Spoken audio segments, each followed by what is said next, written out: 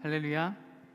2022년 2월 20일 오후 한가족 예배로 모이신 동산의 모든 가족 여러분들, 특별히 온라인에서 각자의 상황 가운데 연결되어서 우리와 함께하고 계시는 모든 성도님들 주님의 이름으로 축복합니다.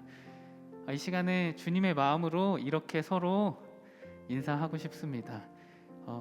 앞뒤 좌우분들 함께 쳐다봐 주시고, 혹시 함께 예배하고 계신 분들이 계시다면 그분들을 쳐다보시면서 이렇게 인사하도록 하겠습니다. 내 안에 계신 예수님이 당신을 환영합니다. 우리 다른 분께 한번 인사해 볼까요? 내 안에 계신 예수님이 당신을 환영합니다. 우리 이렇게 한 번 더 인사해 보겠습니다. 내 안에 계신 예수님이 당신을 사랑합니다. 우리 마지막으로 이렇게 인사해 보도록 하겠습니다. 나도 당신을 사랑합니다. 나도 당신을 환영합니다. 아멘. 이 시간에 우리가 내 안에 계신 예수님께서 서로를 환영하듯 우리가 이 시간에 서로 환영하고 또 우리가 서로 예수님의 그 환영을 기억하는 귀한 시간 됐으면 좋겠습니다. 우리가 이 가사로 함께 찬양했으면 좋겠는데요, 어렵지 않으니 한번 함께 했으면 좋겠습니다.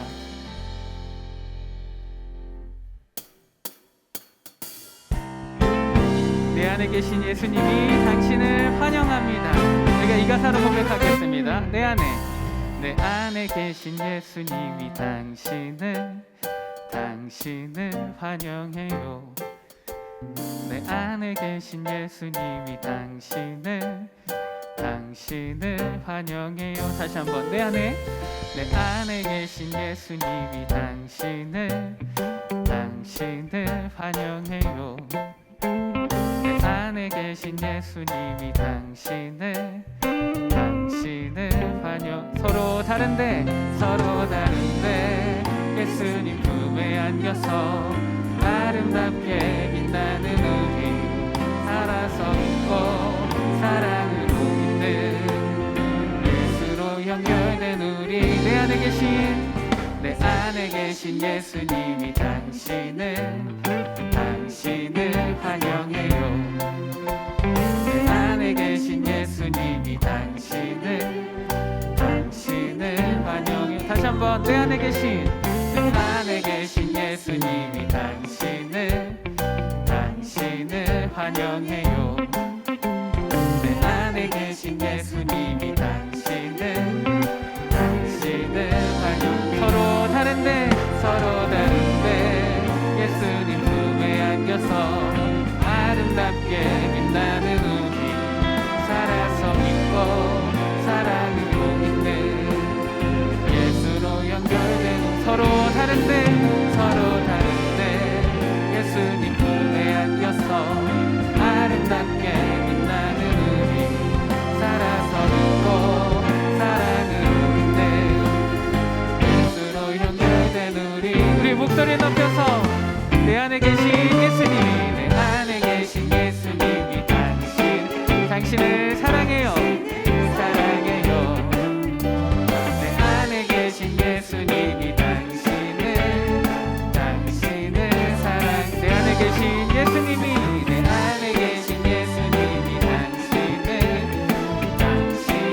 사랑해요. 내 안에 계신 예수님이 당신을 사랑. 서로 다른데 예수님 품에 안겨서 아름답게 빛나는 우리, 살아서 있고 사랑으로 있는 예수로 연결된. 서로 다른데 예수님 품에 안겨서 아름답게 빛나는 우리, 살아서 있고 사랑으로 있는 예수로 연결된 우리. 내 안에 계신 예수님이 당신을 사랑해요. 내 안에 계신 예수님이 당신을 사랑. 나도 당신을 사랑.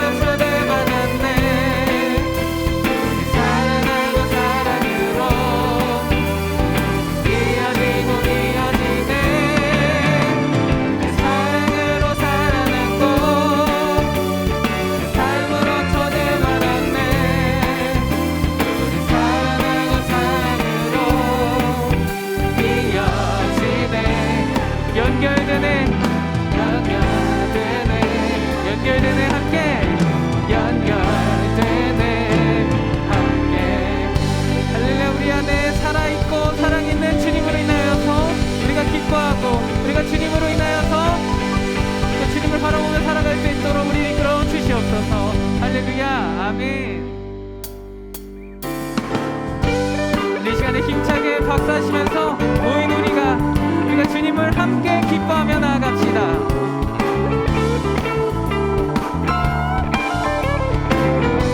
우리 함께 모여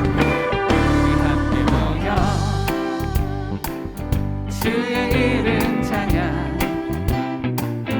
우리 함께 모여 주를 부르세. 위대한 일 행하셨네. 우리 소망 충만해. 우리 함께 모여 주의 이름 찬양. 우리 함께 모여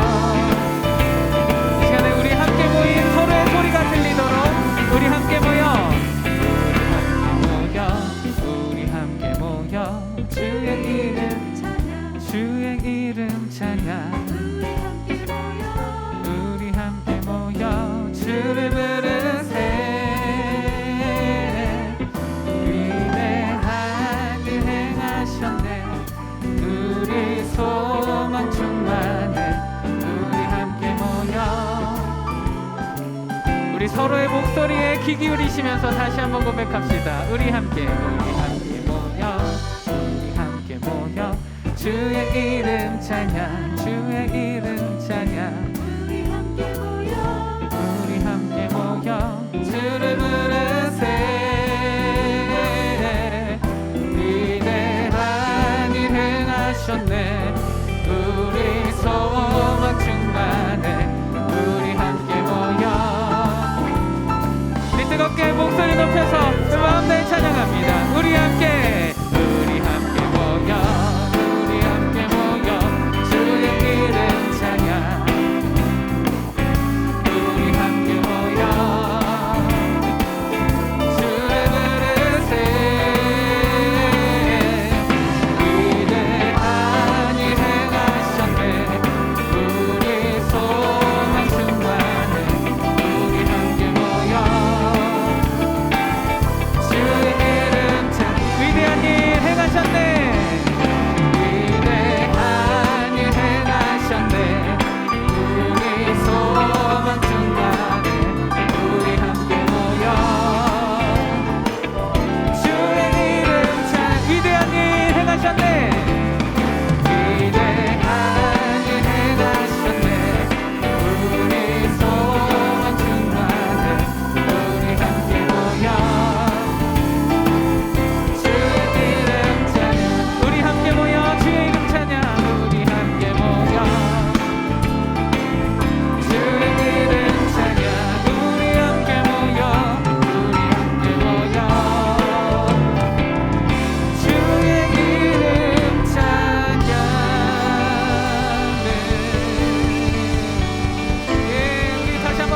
영광 돌립시다. 할렐루야. 아멘. 기뻐하라 나의 영혼아. 감사하라. 손을 들고 송축하라. 주를 향해 외치라.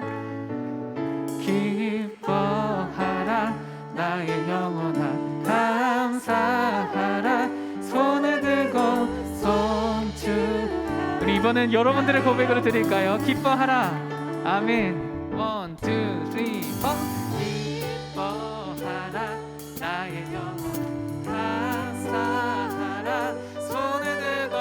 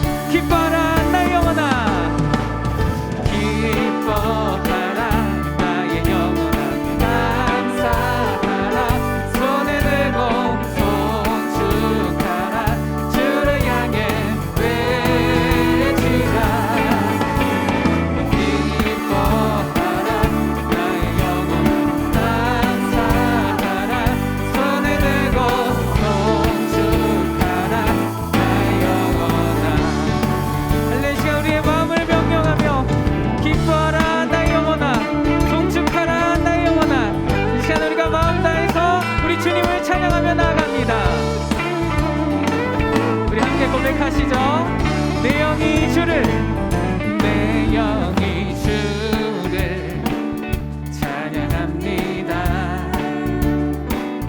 내 영이 주를 찬양합니다. 내 영이 주를 찬양합니다. 내 영이 주를 찬양합니다. 기뻐하라 나의 영혼아, 기뻐하라 나의 영혼아, 감사하라 손에 들고 송축하라 주를 향해 외치라 할렐루야. 기뻐하라 나의 영혼아, 감사하라 손에 들고 송축하라. 우리 처음부터 다시 고백합니다. 내 영이 주를 내 영이 주를 찬양합니다. 내 영이 주를 찬양합니다. 내 영이 주를 찬양합니다. 내 영이 주를 찬양합니다. 기뻐하라 아멘. 기뻐하라 나의 영혼아, 감사하라 손에 들고 송축하라 주를 향해 외치라 할렐루야. 기뻐하라 나의 영혼아, 감사하라 손에 들고 송축하라 나의 영. 기뻐하라 나의 영혼아, 기뻐하라 나의 영혼아, 감사하라 손에 들고 송축하라 주를 향해 외치라 할렐루야. 기뻐하라 나의 영혼아, 감사하라 손에 들고 송축하라 나의 영. 우리의 기쁨 되시고 우리의 소망 되신 주님께 우리 다시 한번 영광과 감사의 박수 올립니다. 할렐루야. 아멘. 아멘.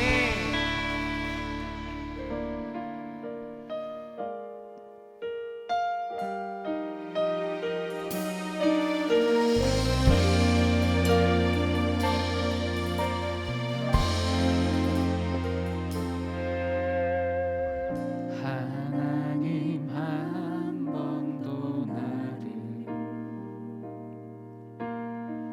실망시킨 적 없으시고 언제나 공평과 은혜로 나를 지키셨네.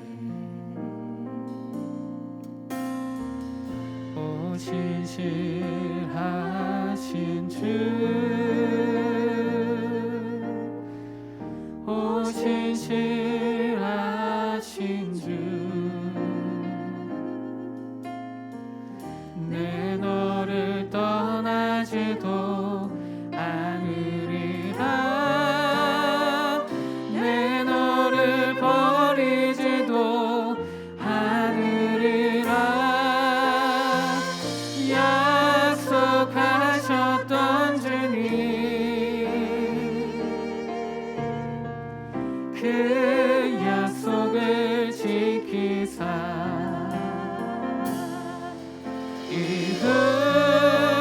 이후로도 영원토록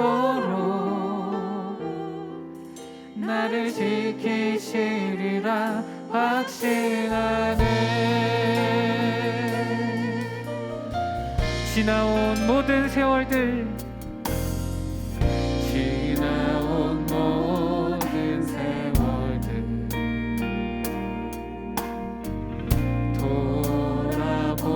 돌아보아도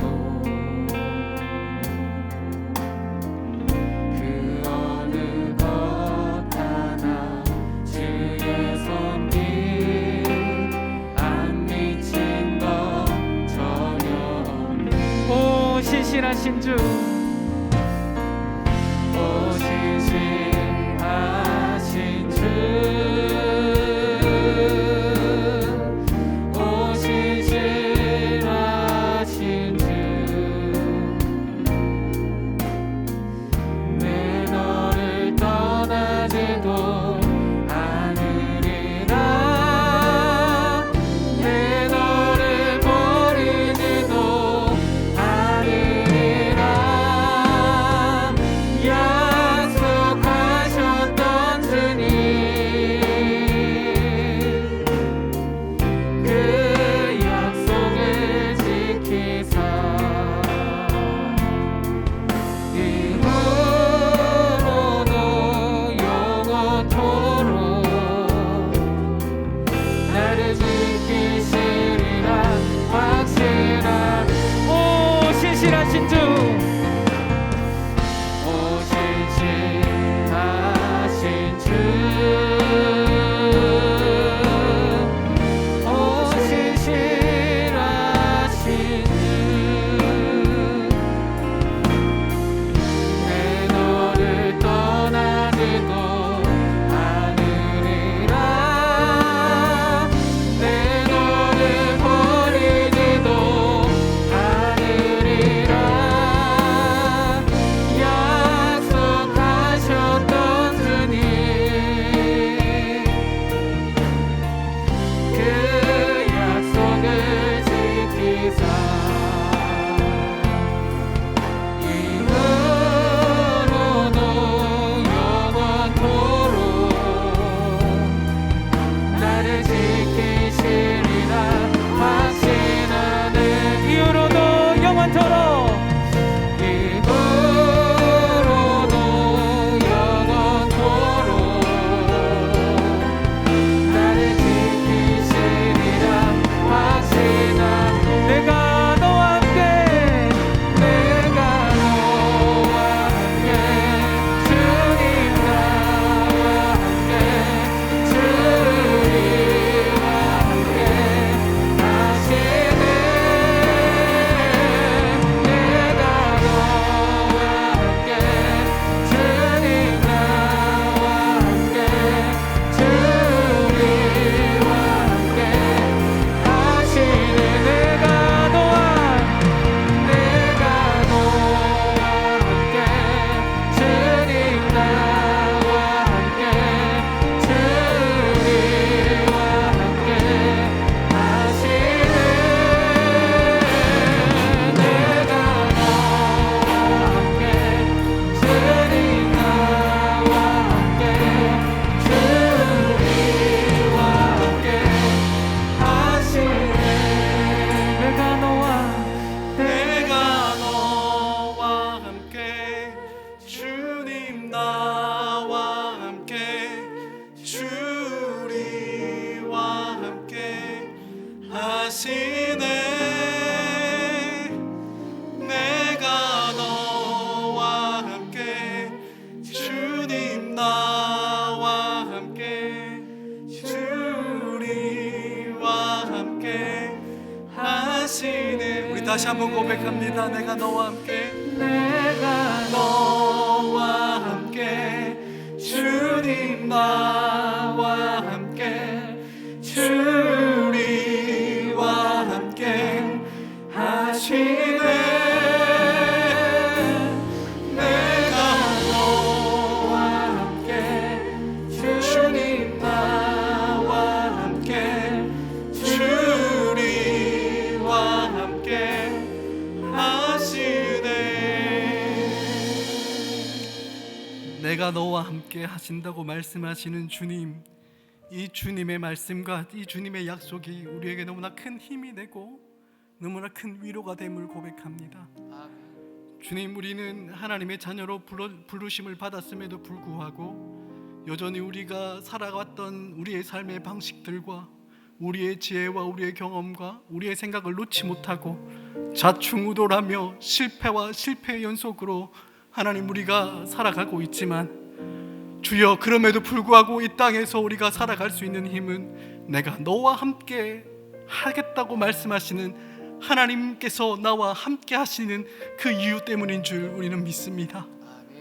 주님, 이 외로운 이 세상 가운데, 이 어려운 이 세상 가운데 주님 우리를 버리지 마시고 우리를 붙잡아 주시며 우리로 주님 그 나라에 이르기까지 우리와 영원히 함께 하시며 인도하여 주심으로 하나님, 우리가 늘 이 땅을 살아가며 주님과 동행하는 우리 모두가 되게 하여 주옵소서. 하나님, 삶의 순간순간마다 너무나 어렵고 힘들고 지쳐서 하나님, 마치 하나님이 보이지 않는 그때조차도 하나님, 우리로 하여금 이 말씀을 기억하게 하여 주시고 하나님, 함께 하시는 하나님을 의지하며 하나님, 이 땅을 살아가는 우리 모두가 되게 하여 주옵소서. 특별히 하나님, 오늘 이제 이 시간 주의 말씀 앞에 섭니다. 주여, 말씀을 전하는 자나 듣는 자나 모두가 하나님의 말씀하심 앞에 겸손하게 낮아지게 하여 주시고 그 말씀을 깨닫는 힘과 능력을 우리 가운데 허락하여 주사 하나님, 우리 가운데 하나님의 은혜와 하나님의 사랑과 하나님의 기쁨으로 충만케 되는 오늘 이 시간 되게 하여 주옵소서. 그렇게 역사하실 주님을 찬양하며 기대합니다. 예수 그리스도 이름으로 기도합니다. 아멘. 할렐루야. 우리 함께 오늘 우리에게 주신 하나님 말씀 함께 읽도록 하겠습니다. 우리 구약 성경 창세기입니다. 창세기 25장 19절에서 26절까지 말씀입니다. 창세기 25장 19절에서 26절까지 제가 가지고 있는 성경으로는 구약 성경 34쪽쯤에 있습니다. 창세기 25장 19절에서 26절까지. 여러분 다 찾으셨으면 제가 먼저 읽고 여러분 읽는 순서로 말씀을 교독하겠습니다. 제가 먼저 19절 읽습니다. 아브라함의 아들 이삭의 족보는 이러하니라. 아브라함이 이삭을 낳았고 이삭은 40세에 리브가를 맞이하여 아내를 삼았으니 리브가는 바단 아람의 아람 족속 중 부두엘의 딸이요 아람 족속 중 라반의 누이였더라. 이삭이 그의 아내가 임신하지 못함으로 그를 위하여 여호와께 간구하매 여호와께서 그의 간구를 들으셨으므로 그의 아내 리브가가 임신하였더니 그 아들들이 그의 태 속에서 서로 싸우는지라. 그가 이르되 이럴 경우에는 내가 어찌할꼬 하고 가서 여호와께 묻자온대 여호와께서 그에게 이르시되 두 국민이 내 태중에 있구나. 두 민족이 내 복중에서부터 나누이리라. 이 족속이 저 족속보다 강하겠고 큰 자가 어린 자를 섬기리라 하셨더라. 그 해산 기한이 찬즉 태에 쌍둥이가 있었는데 먼저 나오는 자는 붉고 전신이 토록 같아서 이름을 에서라 하였고 후에 나온 아우는 손으로 에서의 발꿈치를 잡았으므로 그 이름을 야곱이라 하였으며 리브가가 그들을 낳을 때에 이삭이 60세였더라. 아멘. 우리 구약 성경을 이렇게 보면 이스라엘 사람들이 하나님을 향해서 아브라함의 하나님, 이삭의 하나님, 야곱의 하나님 이렇게 하나님을 종종 부르는 장면이 나옵니다. 물론 아브라함이나 이삭이 완벽한 삶을 살았던 건 아니지만 그들의 삶을 가만히 한번 살펴보면 그렇게 불릴 만도 합니다. 그죠? 아브라함은 어떻습니까? 아브라함은 하나님께서 찾아오셔서 약속을 주시자 즉시 자기의 고향 본토 친척 아비의 집을 떠나는 그 믿음의 여정을 결단하고 시작하였습니다. 그리고 또 이삭은 자기 아버지인 아브라함이 그를 잡아서 죽여 번제로 드릴 때에도 또 그의 아내 리브가를 맞아서 결혼할 때에도 늘 어떠했습니까? 늘 순종했습니다. 순종의 본을 보였던 믿음의 사람이 바로 이삭이기도 하죠. 이에 비해서 우리가 알고 있는 세 번째 사람 야곱은 어떻습니까? 사실 저는 이 야곱이 왜 아브라함이나 이삭과 함께 여기에 끼어 있는지 잘 이해하지 못했던 적도 있습니다. 물론 야곱의 삶에서도 하나님께서는 종종 개입하시고 간섭하시죠. 하지만 그의 삶을 가만히 한번 살펴보면 어떻습니까? 너무나 세속적입니다. 너무나 인간적이죠. 태어날 때부터 그의 이름을 뭐라고 합니까? 에서 형의 발꿈치를 붙잡았다라고 해서 야곱이라고 불렸습니다. 그리고 그가 살아갔던 삶을 이렇게 살펴보면 어떤 믿음의 결단이나 순종이 나타나기보다는 오히려 자기가 원하는 것을 얻기 위해서 수단과 방법을 가리지 않고 그렇게 살아왔습니다. 그러니 아브라함이나 이삭과 함께 어깨를 나란히 하면서 그렇게 아브라함의 하나님, 이삭의 하나님, 야곱의 하나님이라고 불리기에는 이 야곱이 너무나 부족해 보이기도 합니다. 하지만 그럼에도 불구하고 하나님은 이 야곱의 인생 가운데 끊임없이 일하셨습니다. 그가 태어나기 전부터 야곱을 사랑하기로 작정하셨습니다. 그리고 그의 모든 삶의 여정 가운데 함께 하셨을 뿐만 아니라 또 결정적인 그 순간순간마다 개입하셔서 그를 빚어가시고 다듬어 가셨습니다. 이런 하나님의 포기하지 않는 사랑이 야곱을 하나님의 사람으로 만들어 갔던 것입니다. 그리고 이 하나님의 사랑이 오늘 이 시대를 야곱처럼 살아가는 우리 모두에게도 여전히 향하고 있는 줄 여러분 믿으시기 바랍니다. 그래서 우리 오브 한가족 예배에서는 이 야곱의 이야기를 함께 좀 나누려고 합니다. 오늘부터 시작해서 약 12주 동안 함께 이 말씀을 나누게 될 텐데요, 야곱의 인생 가운데 함께 하신 하나님의 그 포기하지 않는 사랑을 우리도 함께 말씀을 통해서 듣고 깨닫는 은혜가 있기를 간절히 축복합니다. 그럼 이제 오늘 우리가 읽었던 본문을 한번 살펴보도록 하겠습니다. 오늘 말씀의 시작은 이삭의 족보로부터 시작합니다. 이삭의 족보를 소개하면서 이삭이 두 아들 누굽니까? 에서와 야곱을 낳는 이야기가 오늘 말씀에 기록되어 있습니다. 그런데 이 이삭의 족보 이야기를 살펴보기 전에 그 내용을 한번 보면 25장, 오늘 보면 이 25장 19절부터 시작하는데 25장 제일 앞부분에 나오는 내용이 뭡니까? 아브라함이 죽는 장면이 먼저 나옵니다.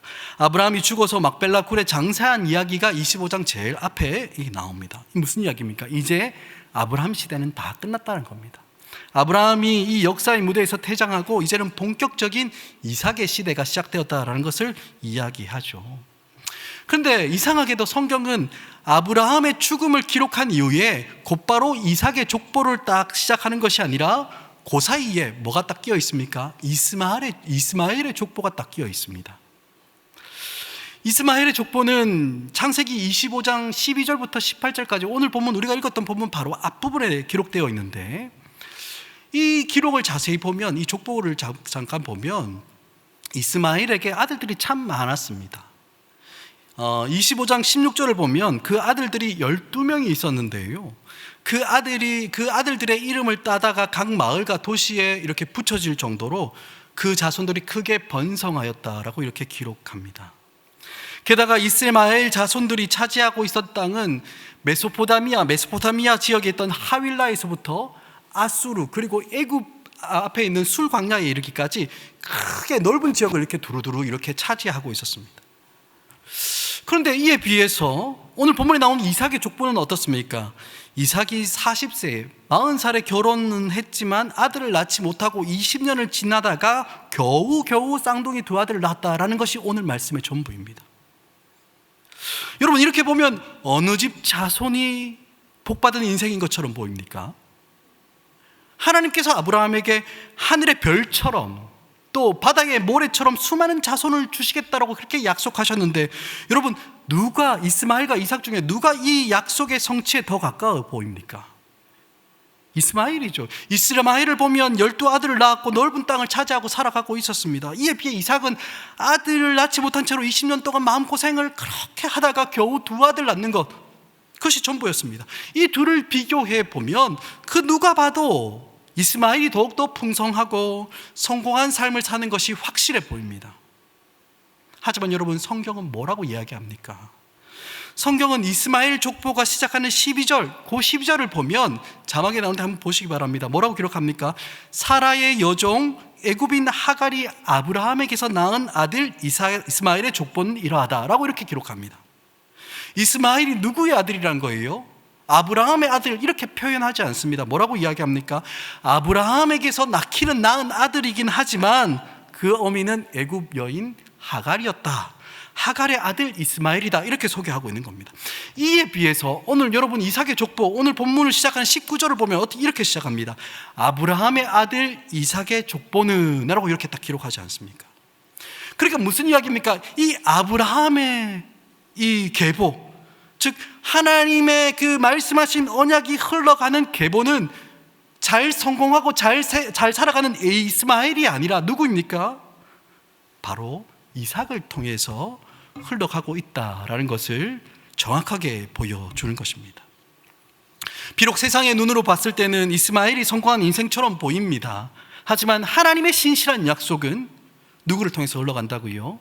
마치 실패한 것처럼 보이는 이삭을 통해서 흘러가고 있다라는 것을 우리에게 성경은 이야기하고 있는 것입니다. 그렇다면 사랑하는 여러분, 이 하나님의 언약이 어떻게 흘러가고 있습니까? 여러분 21절 말씀을 한번 보시기 바랍니다. 21절 말씀을 우리 함께 같이 읽도록 합니다. 시작. 이삭이 그의 아내가 임신하지 못하므로 여호와께서 그의 간구를 들으셨으므로 그의 아내 리브가가 임신하였더니. 여러분, 이삭의 이 아버지가 누굽니까? 믿음의 조상 아브라함이에요. 그죠? 여러분, 아버지가 아브라함이다. 이것보다 더 좋은 자손이 있겠습니까? 가문이 있겠습니까? 그죠? 그리고 이삭이 결혼할 때에도 하나님께서 어떻게 인도하셨습니까? 기적적으로 인도해서 그에게 주신 아내, 그 신실한 리브가를 그의 아내로 맞이했습니다. 여러분, 그런데도 그에게 문제가 있었습니다. 아기가 생기지 않는 거예요. 아이가 없는 겁니다. 분명히 이삭은 하나님의 인도하심을 받으며 살아가고 있는데도 불구하고 문제가 있고 아픔이 있고 어려움이 있는 것입니다. 하나님은 아브라함에게 그의 자손이 바다의 모래처럼 밤하늘의 별처럼 그렇게 주시겠다고 약속하셨습니다. 그리고 그의 약속의 성취가 누굽니까? 이삭 자신이죠. 그러면 이삭도 앞서 족보에 나왔던 이스마엘 족보에 나왔던 것처럼 아들이 많아야 하는 것이 하나님의 약속이 이루어지는 삶일 겁니다. 그런데도 이삭에게는 아들이 없는 겁니다. 그의 아버지 아브라함이 가지고 있었던 문제와 똑같은 불임의 문제가 이삭에게도 있었던 겁니다. 그래서 이삭은 어떻게 합니까? 이 문제를 두고 하나님 앞에 간구합니다. 분명히 하나님의 인도하심을 따라 열심히 최선을 다해서 살아가는데도 아픔이 있는 겁니다. 마치 하나님의 약속을 방해하는 듯한 문제가 그의 앞을 가로막고 있습니다. 이러한 상황 속에서 이삭은 하나님 앞에 엎드리는 거예요. 기도합니다. 왜 그렇습니까? 모든 생명은 하나님 손에 달려있다는 것을 그가 아는 겁니다. 어떻게 압니까? 이삭 존재 자체가 그것을 증명하지 않습니까? 그러니 그는 하나님 앞에 엎드려 기도하는 겁니다. 근데 여러분, 이 장면을 가만히 한번 생각해 보면 참 이상하지 않습니까? 이삭의 부모였던 아브람과 사라도 불임이었습니다. 그리고 이어서 이삭과 리브가도 똑같이 불임입니다. 물론 아브람과 사라의 경우는 하나님께서 직접 찾아오셔서 이 불임의 문제를 해결을 하시면서 그들의 자손에 대한 약속을 주셨습니다. 그러면 이제 아브람의 아들인 이삭은 언약 가운데 태어났으니까 자손들이 많아야 되지 않습니까? 그런데도 이삭은 아브람과 똑같은 불임의 문제를 안고 있는 겁니다. 그렇다면 여러분, 여기서 우리가 발견할 수 있는 게 무엇이겠습니까? 자녀는 그저 두 사람이 결혼하고 부부가 된다고 하면 자연스럽게 태어나는 그런 문제가 아니라는 거예요. 이걸 좀 더 언약적인, 신학적인, 우리 신앙적인 것으로 당겨와서 해석하면 이렇습니다. 아브라함에게 시작된 그 언약의 계보를 이어가는 이 문제는 그저 자연스럽게 일어나는 일, 아니 사람들이 노력하고 애쓰면 그렇게 해결할 수 있는 일, 그런 단순한 문제가 아니라는 그 이야기인 겁니다. 사랑하는 여러분, 하나님의 언약 백성이 되는 것은 자연스럽고 당연한 일이 아닌 거예요.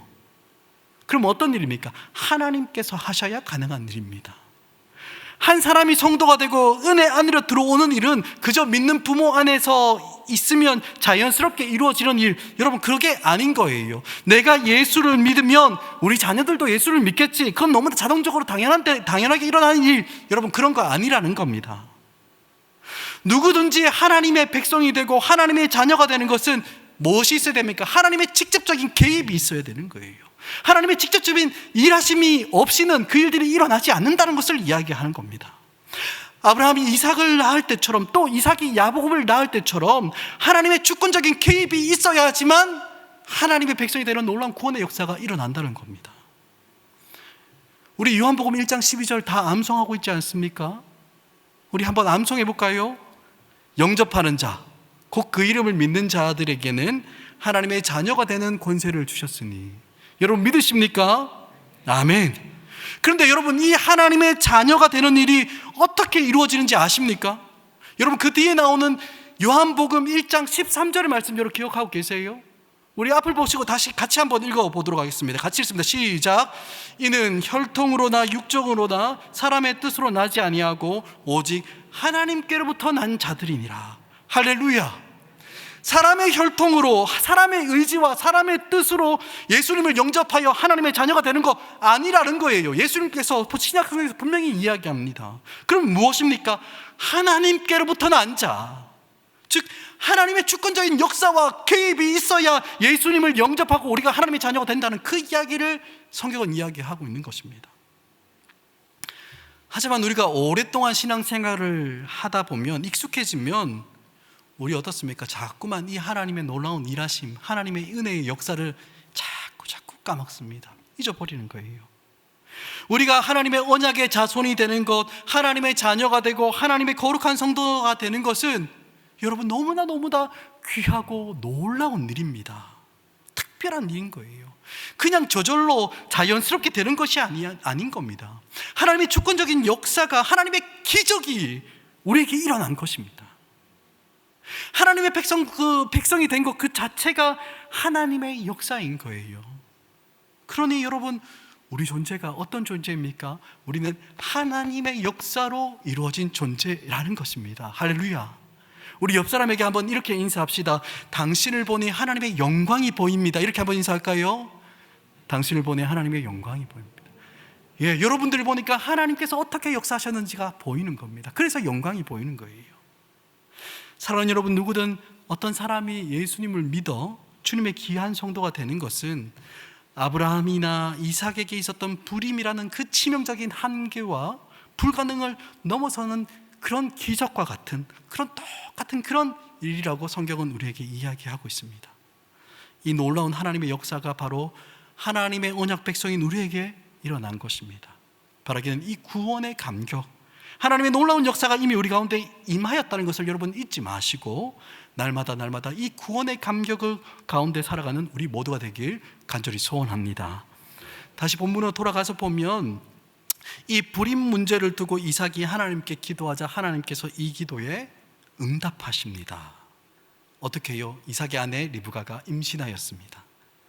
그런데 여러분, 이 리브가의 임신한 배가 심상치가 않았습니다. 격심한 태동이 느껴지는 거예요. 그냥 우리가 막 임신하면 배로 쿵쿵 차는 그 정도가 아니었던 것 같습니다. 뭔 일인지 모르겠지만 너무나 힘들게 했던 겁니다. 그래서 22절에 나오는 것처럼 보니까 배에 있는 아들들이 이렇게 서로 싸우고 난리가 난 겁니다. 뭐 태어난 배 밖에 나온 아이들이라면 서로 싸울 때 떼어놓기라도 하겠는데 이거는 뭐 아직 배 속에 있으니까 어떻게 할지를 모르는 거예요, 리브가도. 그래서 어떻게 합니까? 하나님 앞에 기도합니다. 기도해요. 그때 하나님께서 뭐라고 말씀하십니까? 우리 23절 말씀도 우리 함께 같이 읽습니다. 시작. 여호와께서 그에게 이르시되 두 민족이 내 복중에서부터 나누이리라. 이 족속이 저 족속보다 강하겠고 큰 자가 어린 자를 섬기리라 하셨더라. 아멘. 하나님은 리브가 배 안에서 일어나는 태동이 심한 그 이유를 설명하시면서 놀라운 사실을 하나 말씀하십니다.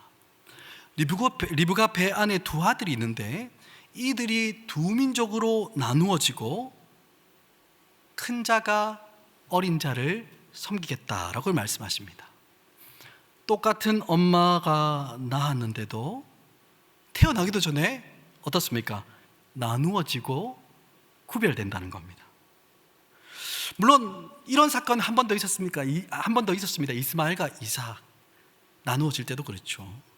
물론 우리는 이스마엘과 이삭을 구별하실 때, 하나님께서 구별하실 때 그 부분은 어느 정도 우리가 이해는 했습니다. 왜냐하면 이스마엘은 하갈 여종의 자손이었고 아들이었고, 누굽니까? 이삭은 누구죠? 정부인, 아브라함의 정부인 사라의 아들이니까 뭐 당연히 정부인의 자식이 아브라함의 계보를 잇는다는 것에 우리는 쉽게 고개를 끄덕일 수 있습니다. 하지만 지금 리브가 배 안에 있는 두 아들은 어떻습니까? 아빠도 엄마도 똑같습니다. 그죠?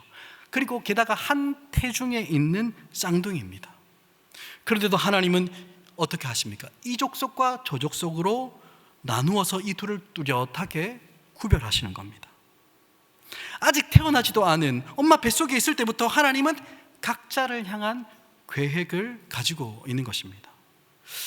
사랑하는 여러분, 오늘 이 사건을, 이 이야기를 신학적 용어로 이야기하면 예정과 선택입니다. 예정과 선택.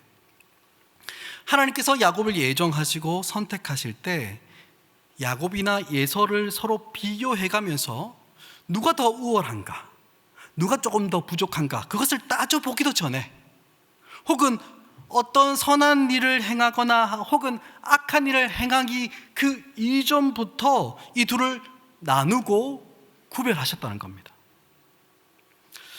로마서 9장을 보면 이 부분에서 좀 더 정확하게 해석해서 이야기합니다. 로마서 9장 10절부터 13절까지를 보면 이렇게 기록하고 있는데요, 조금 길긴 하지만 화면을 보시면서 우리 함께 같이 천천히 한번 읽어보도록 하겠습니다. 같이 읽습니다. 10절부터 14절까지 이어서 읽습니다. 시작.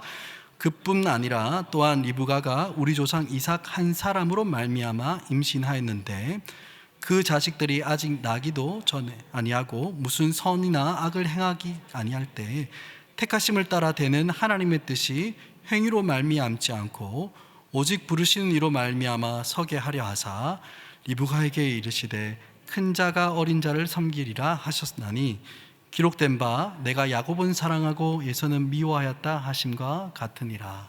아멘. 사랑하는 여러분, 하나님께서 우리를 부르실 때 우리 안에 있는 어떤 가능성이나 우리 안에 있는 어떤 자질, 혹은 우리 안에 가지고 있는 어떤 잠재력을 보시고 그래, 요 놈 한번 잘 키워보면 쓸만하겠다, 여러분 그렇게 하시면 우리를 선택하신 것이 여러분 절대로 아닙니다. 우리가 행하거나 혹은 우리 안에 있는 어떤 것을 근거로 해서 하나님이 우리를 선택하신 것이 아니라는 거예요. 무엇입니까? 오로지 하나님의 주권적인 의지로 사람을 택하시고 구별하시는 것입니다. 이 민족과 저 민족으로 나누시는데 언제부터? 엄마 뱃속에 있을 때부터 구별하시는 것입니다. 어떤 일을 하기도 전에, 어떤 공로나 업적을 쌓기도 이전에 이미 하나님께서 어느 하나를 선택하시고 하나님의 언약을 이어받게 하시고 또 다른 하나는 그대로 남겨두시는 것입니다. 이것을 성경에서는 예정과 선택이라고 이야기하죠. 하지만 여러분, 이 예정과 선택은 우리 입장에서 참 이해하기가 어려운 주제입니다. 여러분들은 이 예정과 선택에 대해서 어떻게 생각하십니까? 물론 이미 하나님의 자녀가 된 우리의 입장에서는 딱히 크게 문제될 건 없습니다. 왜냐하면 하나님 나를 예정하셨다는 거, 선택하셨다는 거, 그것이 인정되니까. 그죠? 하지만 여러분, 우리 말고 다른 사람들이 이 예정과 선택에 대해서 따지고 들어오면 우리는 무엇이라고 대답해야 될지 우리 대답이 참 궁색해지기도 하죠. 사실 많은 사람들은 이 예정과 선택의 교리가 부당하다라고 이렇게 생각합니다. 왜냐하면 예정되고 선택받은 사람이 예정되고 선택받은 사람이라면 큰일이 있겠냐마는 선택받지 못한 사람의 입장에서 보면 이렇게 생각할 수 있는 겁니다. 왜 쟤는 되고 나는 안 되느냐, 이렇게 생각할 수 있는 겁니다. 그래서 이걸 따지고 싶은 거예요. 마치 하나님의 예정과 선택이 사람에게는 아무런 자유의지가 없고 그저 아주 비인격적인 운명론에 갇혀 있는 것처럼 그렇게 보이기 때문에 사람들의 마음, 우리의 마음이 때때로 불편해지는 겁니다. 하지만 사랑하는 여러분, 이 예정과 선택 교리는 그저 사람에게 자유가 없고 딱 정해져 있는 운명을 받아들여야 한다, 너는 이미 택해졌고 너는 이미 버려졌다, 여러분 이것을 가르치는 것이 아닙니다. 여러분, 오히려 이 교리는, 이 진리는 죄인인 우리에게 얼마나 큰 하나님의 은혜가 임하였는지를 깨닫게 하는 그런 진리인 거예요. 사람의 본질이 무엇인지, 사람의 죄가 얼마나 무거운지를 보여줌과 동시에 그 죄인된 우리에게 베풀어 주신 하나님의 그 사랑과 은혜가 얼마나 놀랍고 귀한 것인지를 딱 비교해서 보여주는 것이 이 바로 예정과 선택 교리인 것입니다. 우리가 하나님의 백성이 되었다는 것은 어떤 자격 조건이 따로 있는 것이 아닌 겁니다. 어떤 착한 행동을 하거나 혹은 누가 보더라도 다 인정할 만한 그런 업적이나 공로가 있어야 되는 것이 아닙니다. 우리 안에 어떤 가능성이 있거나 혹은 우리 안에 우리의 행적을 따라서 성도가 되느냐 안 되느냐 그거 결정되는 거 아닌 거예요. 여러분, 우리에게는 어떠한 근거도 없습니다. 오직 우리가 하나님의 백성이 되고 하나님의 자녀가 된 이유는 누구에게만 있습니까? 오직 하나님께만 있는 거예요. 하나님이 만세 전부터, 창세 전부터 예정하시고 어느 시점에 우리를 부르셔서 그 택하심을 누리고 경험하도록 하나님의 주권적인 예정과 선택에 그 이유가 있는 겁니다. 사랑하는 여러분, 우리는 어머니 뱃속에서 잉태되는 그 순간부터 죄인입니다. 죄 중에 우리는 태어났고 죄를 지으며 사는 인생이 우리의 본질적인 모습인 거예요. 그렇기 때문에 그 어떤 사람도 스스로 노력과 스스로 하는 그 결단으로 하나님을 선택할 수는 없습니다. 그것이 성경에서 말해주는 이야기이죠.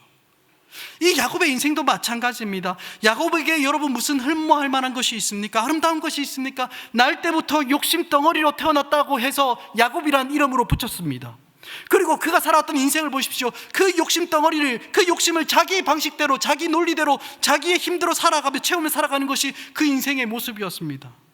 여러분, 그 안에 무슨 경건의 싹이 있고 혹은 의를 이룰 수 있는 가능성, 선을 해갈 수 있는 어떤 가능성이 혹은 자질이 숨어 있는 거, 여러분 그거 야곱의 본질 아닙니다. 야곱이 그런 사람 아닌 거예요. 여러분 그렇게 보시면 안 됩니다. 오늘부터 시작해서 매주 주일 저녁마다 창세기에 나온 야곱의 이야기를 이제 한번 살펴볼 텐데, 그렇게 되면 더 잘 아실 겁니다. 야곱의 모든 이야기의 초점은 야곱이 이렇게 훌륭한 사람이다라는 거, 그거 이야기하지 않습니다. 오히려 야곱은 야비하고 교활하고 비결하다, 그것에 모든 설명이 다 초점 맞춰져 있습니다. 성경은 야곱이 에서보다 더 훌륭하고 딱 그 중심을 뚫어보니까 야곱이 에서보다 더 훌륭하게 될 것이라, 더 잘 될 가능성이 있다, 그렇게 말하지 않죠. 선택받은 야곱이나 선택받지 못한 에서나 둘 다 똑같습니다. 둘 다 하나님의 언약 백성이 될 그런 자격이나 어떤 차이가 없는 똑같은 그런 죄인이었다는 겁니다. 그런데도 하나님은 누구를 선택하십니까? 야곱을 선택하셨습니다. 그의 수많은 허물과 연약함과 죄에도 불구하고 야곱을 선택하신 하나님은 결코 그를 끝까지 포기하지 않으시고 그의 평생을 함께 하시며 그를 다듬어 가시고 빚어 가심으로 그로 하여금 언약 백성의 그 복된 삶으로 인도해 가신다는 것, 여러분 그것이 바로 야곱 스토리의, 야곱 이야기의 핵심인 것입니다. 하지만 우리는 여전히 묻고 싶어요. 질문하고 싶습니다. 오늘 설교 제목처럼 왜 야곱입니까? 묻고 싶습니다. 하나님은 에서와 야곱, 왜 에서는 선택하지 않았습니까? 왜 야곱입니까? 혹은 에서와 야곱 둘 다 선택하지 않고 왜 야곱만 선택하셨느냐? 이것이 우리에게 드는 의문이에요. 질문이에요. 하지만 여러분, 이 질문에 대해서 우리는 그 어떤 설명도, 시원한 설명도 찾을 수 없습니다. 그냥 주어진 것뿐이죠. 여러분들 중에 이 질문에 대해서 대답해 주실 분이 있을지 모르겠습니다. 제가 왜 남자로 태어났는지에 대해서 한번 속 시원하게 저에게 설명해 줄 수 있습니까? 아무도 없을걸요. 아니면 제가 왜 저 강대국 미국이나 중국 이런 데가 아니라 이 조그마한 한국에 태어났는지에 대해서 제가 이해할 수 있도록 그렇게 말해 줄 수 있는 분 혹시 있으십니까? 없을 겁니다. 왜 그렇습니까? 우리가 선택한 것이 아니라 그냥 태어나 보니까 그런 거예요. 이처럼 우리는 하나님이 에서가 아닌 야곱을 왜 선택했는지 설명할 수 없는 겁니다. 하지만 분명한 것이 무엇입니까? 하나님이 야곱을 선택해서 언약 백성으로 삼으시기를 기뻐하셨다는 그것과 또 에서는 그냥 죄인의 상태로 그대로 두셨다는 것, 그것이 확인할 수 있는 겁니다. 그것이 분명한 것뿐입니다. 그러니까 우리는 이 사실, 이 확인된 그 사실을 우리는 받아들이고 인정해야 하는 거예요. 여러분, 우리는 오해해서는 안 됩니다. 우리는 여러분 하나님이 아니에요. 우리의 존재는 하나님이 아닙니다. 우리는 누굽니까? 사람입니다. 사람. 즉 우리는 하나님을 이해할 수 있는 존재가 아니라는 거예요. 하나님은 우리의 논리와 우리의 경험과 우리의 생각과 우리의 어떤 경험 안에 가둘 수 있는 그런 존재가 아니라는 겁니다.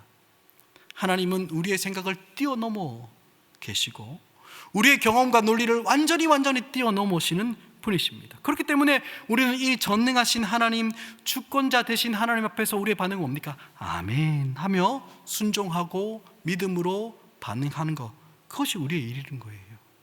믿음으로 하나님을 인정하며 이 진리를 그대로 받는 것이 우리의 역할입니다. 신실하신 하나님이 그의 주권으로 그렇게 하셨기 때문에 그것이 가장 선하다는 것을 우리가 믿음으로 받는 겁니다. 그럼에도 불구하고 우리는 자꾸 이해하기를 원합니다. 물론 우리에게 하나님께서 우리에게 주신 지각을 사용해서 열심히 알아가야 됩니다. 열심히 말씀을 배우고 하나님을 더욱더 알아가야 되고 머리를 쓰셔야 돼요. 이해하셔야 됩니다. 하지만 여러분, 이렇게 하나님을 알아가고 말씀을 알아가다 보면 분명히 우리의 논리와 우리의 지혜와 우리의 생각과 우리의 경험으로는 도무지 이해 안 되는 그 지점이 딱 마주치게 됩니다. 당연한 거 아니겠습니까? 한계가 뚜렷한 유한한 사람이 초월하시고 뛰어넘으시는 그 한계가 없으신 하나님을 어떻게 이해할 수 있겠습니까? 이렇게 우리가 다 도무지 이해할 수 없는 그 지점에 딱 이를 때 우리가 이해하지 못하고 우리가 설명하지 못한다고 해서 하나님을 부인한다는 것은 너무나 어리석은 일인 겁니다. 오히려 하나님을 다 이해할 수 없고 다 설명할 수 없음을 인정하며 하나님 말씀을 우리 중심과 우리의 인격을 다하여서 믿음으로 받고 신뢰하는 것이 바로 하나님 앞에서 살아가는 우리 사람의 모습인 것입니다. 사랑하는 여러분, 우리는 하나님이 만세전부터 예정하시고 선택하셔서 하나님의 언약 백성, 하나님의 자녀가 되었습니다. 우리에게 어떤 선함이나 의로움 하나도 없음에도 불구하고 하나님께서 우리를 그의 긍휼하심으로 부르셨습니다. 그렇기 때문에 우리에게는 자랑하고 내세울 만한 것이 아무것도 없는 겁니다. 그저 하나님께서 그의 사랑과 은혜로 우리를 불러주신 겁니다. 왠지는 모르지만 우리를 불러주시고 우리를 택하신 것입니다. 원래 우리는 어떤 자입니까? 본질상 진노의 자녀로 죄와 허물로 죽었던 사람이었습니다. 이런 우리를 하나님이 불러주셔서 하나님의 자녀로 하나님의 언약 백성으로 삼아주신 것입니다. 오로지 그의 긍휼하심에 따라서 하나님의 주권적인 역사하심으로 우리를 어둠에서 빛의 자녀로 불러내신 것입니다.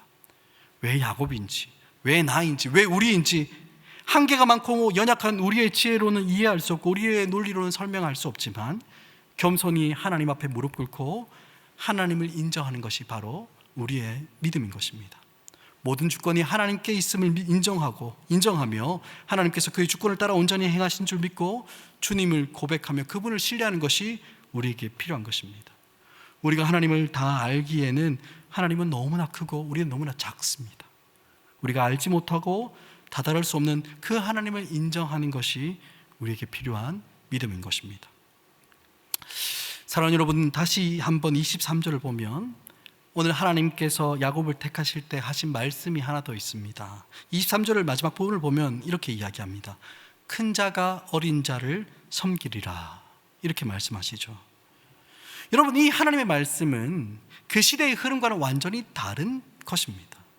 그 당시에는 큰 자가 어린 자가 아니라 뭡니까? 어린 자가 큰 자를 섬기던 그런 시대였습니다.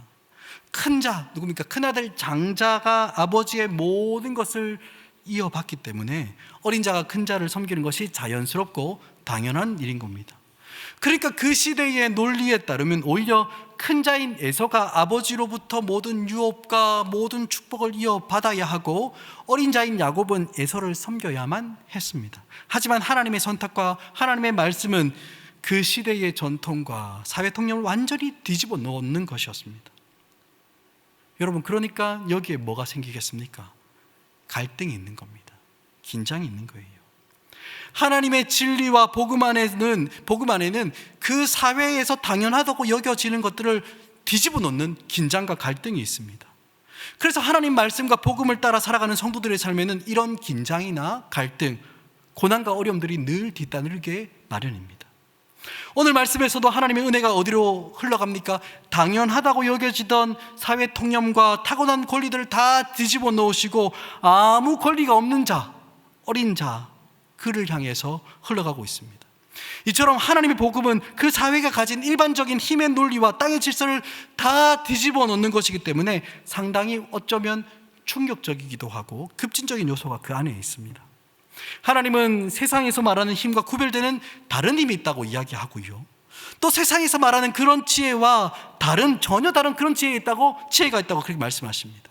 그러니 이런 하나님의 역사로 하나님의 백성이 된 거룩한 성도가 하나님의 말씀과 복음을 따라서 이 세상을 살아가게 되면 언제나 이 세상과의 충돌, 갈등 피할 수 없는 겁니다. 그래서 성도의 삶이 피곤한 겁니다. 힘든 거예요. 이 세상을 지배하고 있는 힘의 논리와 세상의 지혜로움을 다 거스르며 하나님의 말씀과 하나님의 원리로 살아가기가 너무나 힘든 겁니다. 하지만 사랑하는 여러분, 우리 하나님은 어떤 하나님이십니까? 큰 자가 어린 자를 섬기게 하시는 분이십니다. 이 말씀을 조금 더 확대해서 생각해 보면 하나님은 아무 공로도 없고 자격도 없고 멸시받는 자들 편에 서 계시는 분이다라고 해석할 수 있습니다. 구약 성경 특별히 신명기를 보면 더욱더 이것이 더 선명하게 드러납니다. 여러분, 그 시대에, 그 구약 시대에 가장 약했던 자들이 누구입니까? 가장 불쌍했던 사람들, 고아, 가부, 그리고 나그네였지 않습니까? 그런데 하나님은 고아와 과부와 나그네의 하나님이다라고 이렇게 불리는 것을 전혀 개의치 않으셨습니다. 부끄러워하지 않으셨습니다. 뿐만 아니라 구약 성경뿐만 아니라 신약 성경에서도 어떻습니까? 예수님은 그 시대의 강한 자들, 권세 있는 자들, 유명한 자들과 어울리기보다는 누구와 어울렸죠? 죄인, 세리, 창기, 그들과 어울리며 친구라고 불리기까지 했습니다. 이처럼 우리 하나님은 자격 없는 자, 멸시받는 자, 아무런 힘과 권세가 없는 자들 편에 서시기를 기뻐하시는 분이십니다. 여러분, 그렇다면 하나님께서 왜 이렇게 하신 이유가 무엇입니까? 그 이유를 고린도전서 1장 27절과 28절에서는 이렇게 기록하고 있습니다. 제가 한번 읽어보겠습니다. 그러나 하나님께서 세상에 미련한 것들을 택하사 지혜 있는 자들을 부끄럽게 하려 하시고 세상에 약한 것들을 택하사 강한 것들을 부끄럽게 하려 하시며 하나님께서 세상에 천한 것들과 멸시받는 것들과 없는 것들을 택하사 있는 것들을 폐하려 하시나니. 하나님께서는 세상에 미련한 것들, 세상에서 약한 것들, 세상에서 천하고 멸시받고 없는 것들을 택하셔서 어떻게 한다는 겁니까? 세상에 강한 것들, 세상에 있는 것들을 폐하시는 것입니다. 여러분, 왜 이렇게 하십니까? 그 뒤에 나오는 고린도전서 1장 29절을 보시기 바랍니다. 함께 앞에 자막을 보시면서 같이 읽습니다. 시작. 이는 아무 육체도 하나님 앞에서 자랑하지 못하게 하려 하심이라. 아멘. 사랑하는 여러분, 우리 사람은 강한 것을 좋아합니다. 무엇인가를 많이 가지는 것 기뻐하죠. 다른 사람과 비교해서 내가 조금이라도 더 잘하는 것, 내가 조금이라도 우위에 있는 것을 가지고 그것 자랑하기에 바쁩니다. 이것이 우리가 살아가는 세상의 방식이죠. 세상의 지혜입니다. 하지만 하나님의 지혜는 이런 게 아닙니다. 하나님의 지혜는 약한 자들을 들어 사용하시는 것입니다. 하나님 앞에서 아무것도 내세울 수 있는 것이 없고 오히려 이 세상에서 멸시받고 천대받고 약하고 힘없는 자들, 그 자들을 하나님께서 부르시고 사용하십니다. 왜 그렇습니까? 모든 인생들이 하나님 앞에서 그 어떤 것도 자랑하지 못하도록 그렇게 만드시는 것입니다. 하나님 앞에서 우리로 겸손하게 낮추시는 거예요. 할 수 있는데 못하는 척, 할 수 없는 척 이렇게 하는 것이 아니라 하나님 앞에서 자신의 죄인됨과 자격 없음을 알고 겸손함으로 가장 낮은 곳에서 살아가는 것이 하나님의 복음을 따라 살아가는 믿음의 삶이라는 것을 주께서 말씀하시는 것입니다. 그렇기 때문에 우리가 이 땅을 살아가면서 우리가 하는 모든 일들이 다 잘 될 것이다 생각하시면 여러분 안 됩니다. 물론 하나님께서 우리의 그 연약함을 아시고 때로는 힘도 주시고 일을 잘 풀리게 해주시고 위로도 주십니다. 하지만 여러분, 그게 전부가 아닌 거예요. 이 세상을 하나님의 백성으로 살아갈 때 무엇이 있습니까? 분명한 갈등이 있습니다. 충돌이 있습니다. 고난이 있고 어려움이 있고 눈물이 있고 아픔이 있습니다. 성도의 삶에 고난이 없고 낮아짐이 없고 오직 성공과 형통만 있다라고 이야기하는 거, 그거 거짓말입니다. 우리 예수님께서 이 땅에 어떻게 오셨습니까? 낮아짐으로 오셨습니다. 이 땅에서 인간으로 사셨고 고난 보시고 십자가에 달려 죽기까지 하셨습니다. 그런 이유에 뭐가 있습니까? 부활이 있고요, 승리가 있고 영광이 있는 것입니다. 이제 앞으로 계속해서 보겠지만 야곱의 생애를 보면 수많은 갈등과 긴장이 흐르고 있습니다. 한 배에서 난 쌍둥이 형제인 야곱과 에서가 갈등하고요, 또 삼촌 라반과 갈등하고, 또 맞이한 그들의 아내 가운데, 그의 아내들 가운데 그 틈바구니에서 갈등하고, 야복강가에서는 하나님과 갈등하고, 급기야는 가나안 땅에 돌아와서는 자녀들과 자식들과 갈등하기까지 합니다. 물론 야곱의 기질이 이렇습니다. 하지만 그럼에도 불구하고 분명한 것은 하나님의 부르심 안에 이런 요소들이 있다라는 겁니다. 우리가 하나님의 택하심을 받은 자들이기 때문에 우리의 삶에는 이 세상과의 갈등, 긴장, 충돌이 반드시 있는 것입니다. 그리고 이러한 충돌과 갈등과 이 긴장의 과정들을 다 지난 이후에 비로소 애구방 바로 앞에서도 손을 들고 축복할 수 있는 그 야곱의 성숙함과 존귀함이 우리에게도 드러나게 되는 것입니다. 말씀을 맺겠습니다. 사랑하는 여러분, 하나님께서 우리도 야곱처럼 부르셨습니다. 하나님께서 주권적으로 우리를 부르셨다는 거예요. 우리 안에는 하나님의 부르심을 받을 만한 어떠한 선함이나 자질, 가능성 그런 거 전혀 없음에도 불구하고 우리를 예정하시고 선택하셔서 하나님의 백성으로 이 땅을 살아가게 하십니다. 이것은 우리에게 너무나 놀라운 은혜이며 또한 말로 다할 수 없는 놀라운 축복입니다. 우리 구주 예수님의 그 귀한 보혈이 우리에게 적용되는 너무나 귀한 은혜이고 은택인 것입니다. 하지만 여러분, 이러한 복된 삶, 은혜로운 삶에 무엇이 기다리고 있습니까? 세상과 다름에서 오는 긴장이 있고 충돌이 있고 갈등이 우리를 기다리고 있습니다. 여러분, 절대로 놀라지 마시기 바랍니다.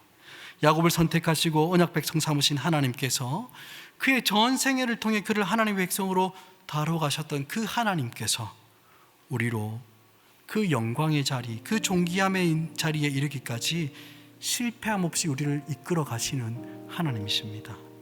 바라기는 우리를 하나님의 언약 백성으로 부르시고 인도하시는 그 하나님을 신뢰하고 사랑함으로 우리에게 주어진 그 믿음의 길을 끝까지 달려가는 우리 모두가 되길 간절히 축복합니다. 아멘. 우리 함께 오늘 주신 말씀을 기억하면서 우리 함께 기도하길 원하는데요, 먼저 우리가 함께 기도할 것은 우리에게 놀라운 일을 행하신 그 하나님을 찬양하며 기도했으면 좋겠습니다. 하나님, 혹시 내가 하나님의 자녀가 되고 예수 그리스도를 영접하고 하나님의 사람이 된 것을 너무나 당연하게 익숙하게 그렇게 생각하고 있지 않습니까? 하나님께서 우리를 주권적으로 부르시고 간섭하시고 역사하여 주셔서 내가 하나님의 자녀가 되었는데, 주님, 이 자녀됨의 은혜를 잃어버리지 않고 이 기쁨, 이 구원의 감격을 잊어버리지 않고 오늘 살아가는 우리가 되게 하여 주옵소서.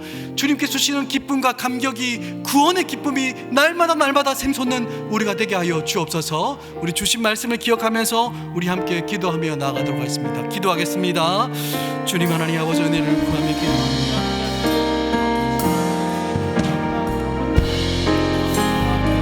하나님 아버지, 우리가 어떤 가능성도 없음에도 불구하고 주여 하나님, 우리를 예정하시고 택하여 주셔서 하나님의 자녀 되게 하신 그 하나님의 놀라운 구원하심과 그 놀라운 역사가 하나님 오늘 우리 마음 가운데, 하나님 우리 가운데 충만하게 채워지게 하여 주옵소서. 하나님 아버지, 우리가 여전히 죄인되어 야곱처럼 우리의 욕심과 우리 눈이 보이는 것, 나에게 유익한 것들이 있으면 앞뒤 가리지 않고 그것을 취하려고 그렇게 아등바등 살아가는 것이 우리의 본성입니다. 하나님, 우리는 여전히 죄 중에서 태어나고 하나님 죄를 지으며 살아갈 수밖에 없는 그런 인생임에도 불구하고 주님 하나님께서 우리를 만세전부터 창세전부터 우리를 예정하시고 택정하여 주셔서 하나님, 우리로 하여금 하나님을 알게 하여 주시고 예수 그리스도를 영접하게 하여 주시고 하나님 아버지, 정말 이 귀한 복음과 이 귀한 은혜 가운데 주님께 하나님 나오게 하시는 그 놀라운 은혜가 날마다 우리 가운데 되새겨지게 하여 주시고 하나님, 이 기쁨과 이 감격 가운데 하나님 우리가 살아가는 우리가 되게 하여 주옵소서. 하나님 아버지여, 우리가 하나님의 자녀가 된 것은 어떤 혈통이나 육정이나 하나님 사람의 뜻과 의지로 이루어진 것이 아니라 오직 하나님께로부터 난 자들이 예수 그리스도를 영접하고 하나님께로 나온다고 하였사오니, 하나님의 자녀가 된다고 하였사오니, 이미 우리 가운데 일어난 이 놀라운 은혜, 하나님 이 놀라운 구원의 기적, 하나님 우리가 하나님 자녀됨의 그 놀라운 그 축복과 그 은혜가 우리의 마음 가운데 날마다 새롭게 하나님 아버지 주셔서 하나님 우리로 하여금 그 기쁨과 감격 가운데 살아갈 수 있는 우리가 되게 하여 주옵소서. 하나님 아버지, 주님께서 주시는 그 은혜를 붙잡고 오늘을 살아가게 하여 주시고 하나님, 우리를 부르신 그 하나님 앞에 하나님 아버지, 우리가 납작 엎드리며 그 하나님 앞에 우리를 구원하신 그 하나님을 기뻐하며 그 하나님을 온전히 누릴 수 있는 우리가 되게 하여 주옵소서. 주님 은혜를 구하며 기도하오니 날마다 그 기쁨이 날마다 샘솟게 하여 주옵소서.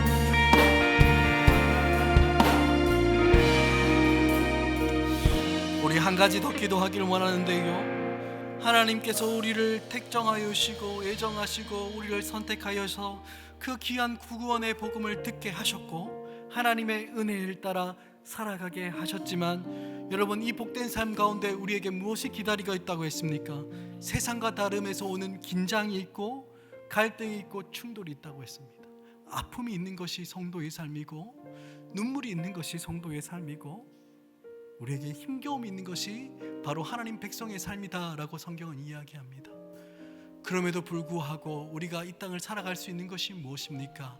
어린 자로 하여금 큰 자를 섬기게 하시며 우리의 이 고난이 다 끝난 이후에 영광의 그 자리, 존귀함의 그 자리로 인도해 가시는 그 하나님의 신실함 때문에 우리가 오늘을 살아갈 수 있다는 것을 여러분 꼭 기억하시기 바랍니다. 이 시간 우리 기도할 때 주님, 나에게 다가오는 이 갈등과 아픔과 하나님 이 눈물을 주께서 아시오니 주여, 이 여정, 이 삶의 여정 가운데 우리로 낭망하지 않고 낙심하지 않고 절대로 포기하지 않고 끝까지 믿음으로 복음을 따라 살아갈 수 있는 힘과 능력을 우리 가운데 충만케 채워주옵소서. 성령께서 우리 가운데 충만케 역사하여 주사 하나님 이 땅을 감당하며 이 땅을 이겨낼 수 있는 힘과 능력을 우리 가운데 허락하여 주옵소서. 주신 말씀을 기억하며 다시 한번 기도하며 나가도록 하겠습니다. 기도하십니다.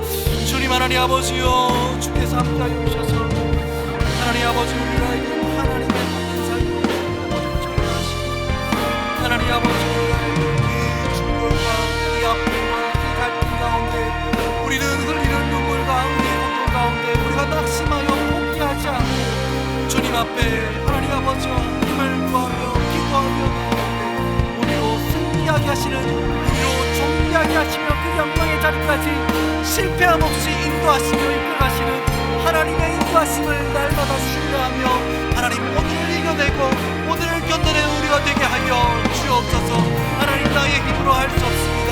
그러니 주님 앞에 우리가 납작 엎드리며 겸손하며 하나님 우리가 아무것도 아님을 고백하며 주여 하나님의 은혜를 기다리며 하나님의 인자심을 바라보며 오늘을 살아갈 때 주여 우리 가운데 역사하시며 우리를 다루어 가시며 이 갈등과 이 충돌 가운데 복음에 합당한 사람으로 하나님의 영광에 합당한 사람으로 다듬어 가시고 필요하시는 그 하나님의 놀라운 손길을 날마다 경험하며 살아갈 수 있도록 주께서 함께하여 주시고 하나님 때로 우리가 지칠 때 주여 힘 주시고 하나님 또 아버지 이 세상을 이길 수 있는 성령의 힘과 능력으로 우리를 충만케 하여 주사 주여 우리 가운데 하나님 나라에 대한 이 소망을 아버지 잊어버리지 않고 끝까지 이 믿음의 길을 견주하며 살아갈 수 있도록 주께서 은혜 베풀어 주옵소서.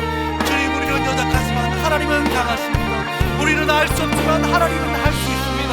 주여 하나님 우리 인생을 역전시키시는 그 하나님의 놀라운 일하심이 우리 인생 가운데 길을 간절히 소망하며 기도하오니 주께서 함께하여 주시고 주께서 늘 동행하여 주옵소서. 주님 은혜를 구하며 주님 은혜를 구하며.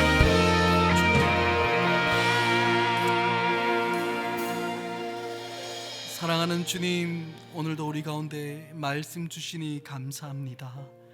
주여, 이 말씀 앞에서 우리가 어떠한 존재인지, 우리가 하나님의 자녀가 되기에 어떠한 은혜가 있는지 우리로 날마다 기억하게 하여 주시고 하나님, 우리가 예수 그리스도의 자녀, 하나님 예수 그리스도의 사람이 되며 하나님의 자녀가 되며 하나님의 언약 백성이 된 것은 그저 당연히 하나님 우리가 누릴 수 있는 것이 아니라 우리를 위하여 주께서 직접 찾아오시고 개입하시고 우리의 마음문을 열어주셔서 그 믿음 안으로 들어오게 하시는 하나님의 주권적인 놀라운 기적의 역사가 우리 가운데 있었기에 우리가 이 자리에 있음을 하루도 빠짐없이 날마다 기억하게 하여 주셔서 그 감격과 그 기쁨 가운데 날마다 살아갈 수 있는 우리가 되게 하여 주옵소서.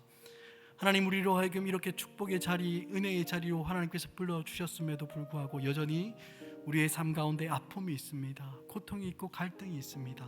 하나님, 이 우리의 삶의 모습에, 이 삶의 모양에 절대로 낭망하거나 낙심하거나 두려워하지 않고 주여, 이것이 우리에게 마땅히 지불해야 되는 삶의 대가인 줄 알고 하나님을 바라보며 신실하신 하나님의 인도하심을 기다리며 오늘 하루를 살아갈 수 있도록 주께서 힘과 능력을 더하여 주옵소서. 너무 힘듭니다. 하나님, 그때마다 주께서 성령으로 찾아오셔서 우리 가운데 위로하여 주시고 말씀 주시고 능력 주셔서 오늘도 하나님의 자녀로 이 땅을 살아갈 수 있는 우리 모두가 되게 하여 주옵소서. 그렇게 역사하실 주님을 찬양하며 기대합니다. 예수 그리스도의 이름으로 기도합니다. 아멘. 이제 우리 주 예수 그리스도의 그 크신 은혜와 하나님 아버지의 끊을 수 없는 그 사랑하심과 성령 하나님의 우리를 불러주시며 우리를 날마다 새롭게 하시고 위로하시며 또한 교통하게 하시는 그 놀라운 역사하심이 우리를 부르신 하나님의 그 부르심 앞에 날마다 기쁨과 감사를 고백하며 또한 우리에게 주어진 그 아픔의 시간들을 잘 견디며 마침내 다가올 그 영광과 그 존귀함을 소망하며 살아가기를 소원하며 이 자리에 앉은 모든 성도들 그 머리 위에와 또 온라인으로 함께 예배하는 모든 성도들 그 머리 위에 또 그 사랑하는 가정과 그 하는 모든 일들 가운데 영원토록 함께 있을지어다. 아멘.